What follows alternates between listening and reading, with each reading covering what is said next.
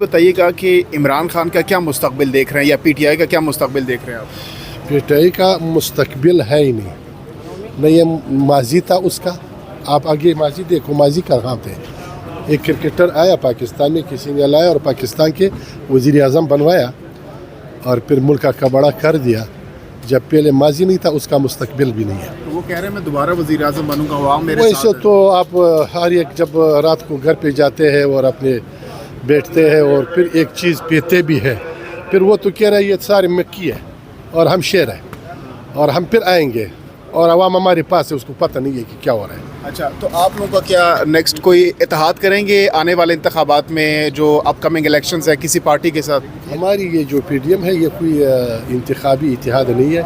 یہ P D M جو ہے یہ ایک سیاسی اتحاد ہے اور یہ لیکن اس میں شاید بعض جگہوں میں اس سے اتحاد کا بھی امکانات ہے.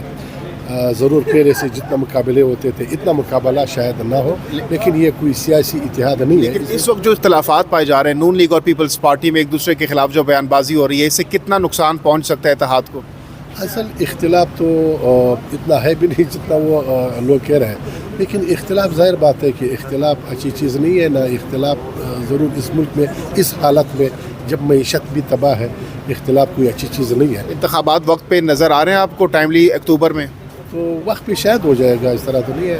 ہم تو انتخابات جب آئیں گے ہم اس کے لیے تیار ہیں. جس وقت انتخابات آئیں گے ہم اس کے لیے تیار ہیں. ہر وقت تیار ہے ہر وقت تیار ہیں. تو مغربی دنیا ہے، پاکستان کو تباہ کرنا چاہتے ہیں، معیشت کو تباہ کرنا چاہتے ہیں خواہ مخواہ. تو بالخصوص اس 4 سال میں جو ہماری معیشت تباہ ہوا ہے، بالکل ملک کو دیوالہ کر دیا ہے. لوگ مجبور بھی ہیں، غریب بھی ہے، اور اس کی پتہ نہیں ہے اس کی حالت ہمیں کیا پتہ ہے. ہم تو اس طرح صبح نکلتے ہیں اور شام کو جاتے ہیں، اور اس غریب عوام کے سینے پہ جو مہنگائی کی پہاڑ ہے اور سانس رک گئی ہے، تو ہماری بے ایمانی کی وجہ سے، ہماری بے غیرتی کی وجہ سے اور ہماری ناانصافی کی وجہ سے یہ لوگ ایسے حالت میں مجبور ہیں. لیکن اس کے روک تھام ہونی چاہیے دونوں طرف سے.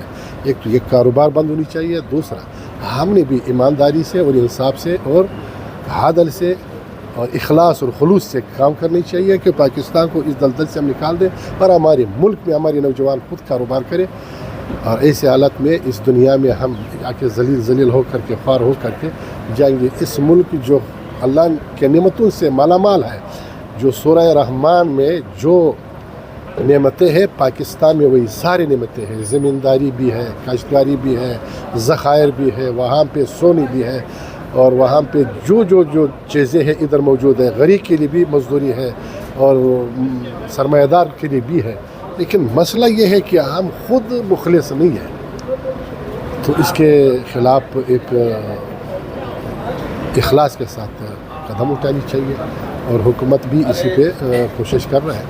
تو الحمدللہ امید ہے اللہ سے کہ ہم ایک بڑی تبدیلی کے سوچ میں ہیں. اللہ تعالیٰ وہ تبدیلی لائے اور ہمارے ملک اس غلامی سے نکل جائے، اور ہمارے بچے اور ہمارے جوان خود اس ملک میں اپنے ملک میں مزدوری بھی کرے اور یہاں پہ اپنی زندگی بھی گزارے. مسئلہ یہ ہے کہ ہم بنیاد پہ جائیں. جو ہمارے ملک کو اس طرح تباہ کر رہا ہے، ہمارے ملک کو معیشت کو تباہ کرنا چاہتے ہیں، تو ہمارے نوجوان تو ضرور جائے گا. اس پہ تو افسوس بہت بڑا ہے.